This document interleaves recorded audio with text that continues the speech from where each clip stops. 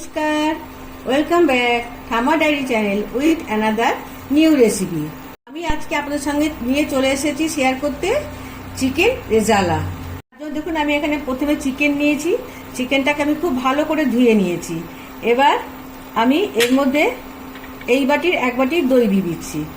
আচ্ছা, রেজালার সম্বন্ধে বলি যে রেজালাতে কেউ পুরো দইটাই একসঙ্গে দিয়ে ম্যারিনেট করে, আর কেউ আবার হাফ হাফ করে করে। আমি এখানে হাফ দই চিকেন ম্যারিনেশনের মধ্যে দিয়ে দিলাম। পরিমাণ মতো নুন, হলুদ। এটাকে খুব ভালো করে আমি এখন ম্যারিনেশন করে নিচ্ছি।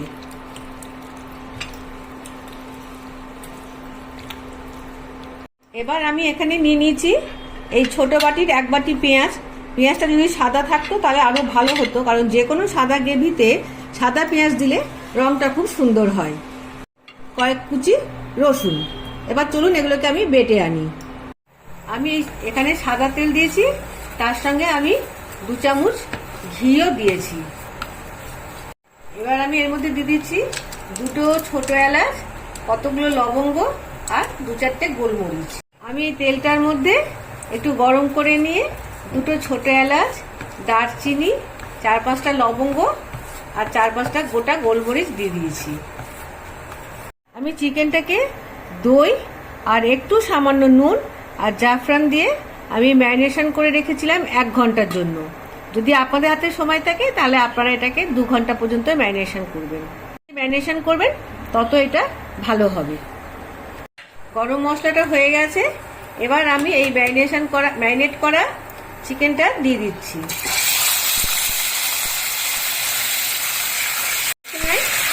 ফ্লেমটা আমি স্লো করে দিচ্ছি। হয়তো আপনারা সবাই বলবেন যে এত ঘিয়ের ব্যবহার কেন হচ্ছে। যেহেতু এটা মোগলাই রান্না, সেজন্য এখানে ঘিয়ের আধিপত্যটা একটু বেশি থাকে। এই সঙ্গে আমি পেঁয়াজ রসুনের পেস্টটাও দিয়ে দিলাম।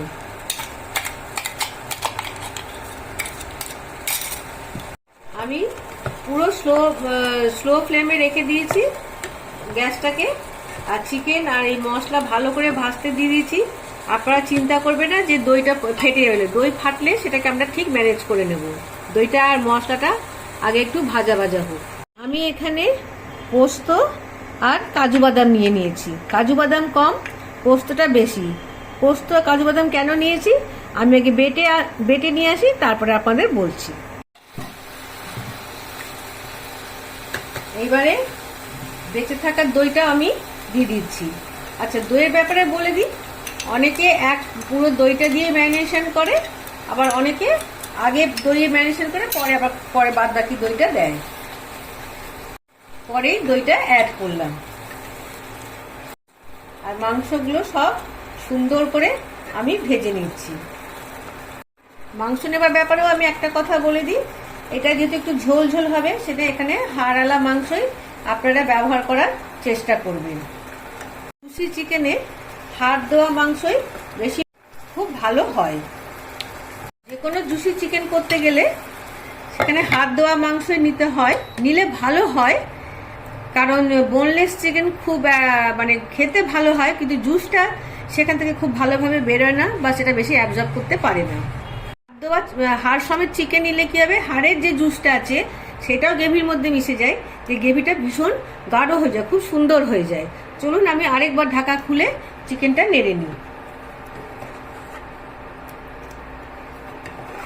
চিকেনটা এইরকমই হবে, এই স্লো টু মিডিয়ামে কুক করতে হবে। বেশি মিডিয়াম দেওয়া চলবে না, স্লোতে কুক করতে হবে। এসব মোগলাই রান্না যত আস্তে আস্তে হবে ততটাই ওর মধ্যে জুস ঢুকবে মাংসগুলোর মধ্যে, এবং খেতেও খুব সুন্দর হয়। রেজালা সম্বন্ধে একটা গল্প বলে দিই।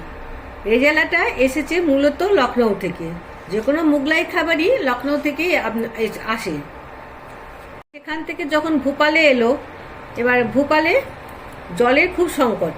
সাধারণত লেকের জল ব্যবহার হয়, এবং যেটা পেটের পক্ষে খুব একটা ভালো না।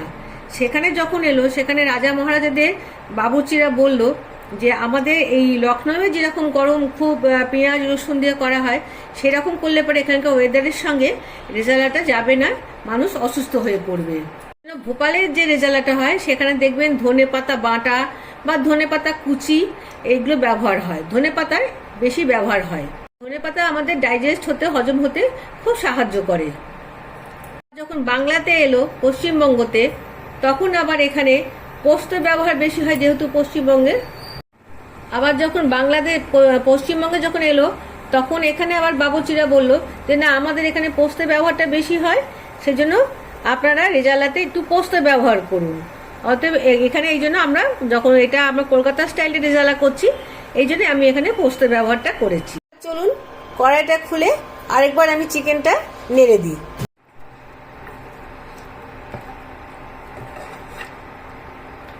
দেখুন চিকেনের জল বেরিয়ে গেছে আর দইয়েরও জলটা বেরিয়ে গেছে। আস্তে আস্তে চিকেনটা কষুন, আমি আরেকটা মশলা তৈরি করে নিয়ে আসছি।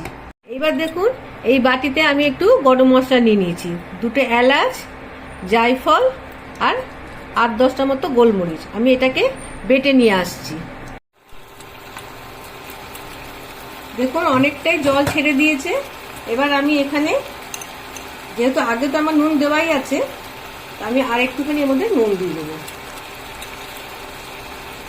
ভালো করে কষবো।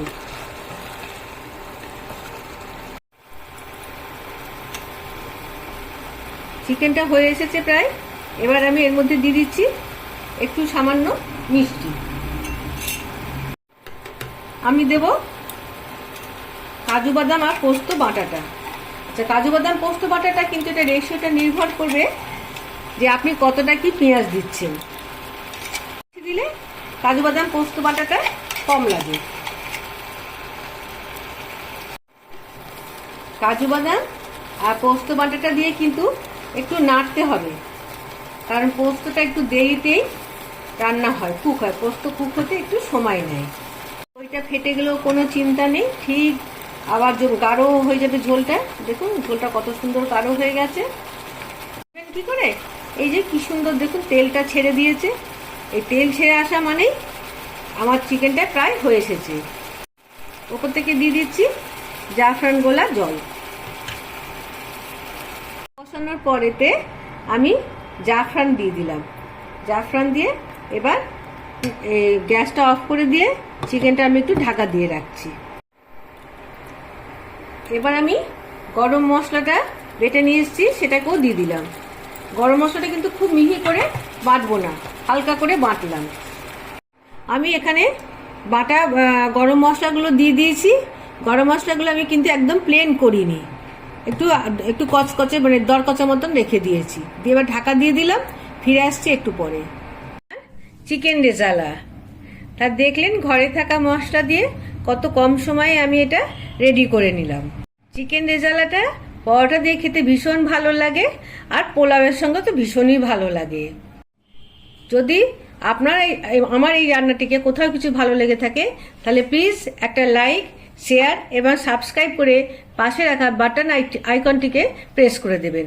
যখনই এরকম কোনো ভালো ভালো মজাদার রেসিপি আনবো, সবার আগে নোটিফিকেশনটি আপনাদের কাছেই যাবে।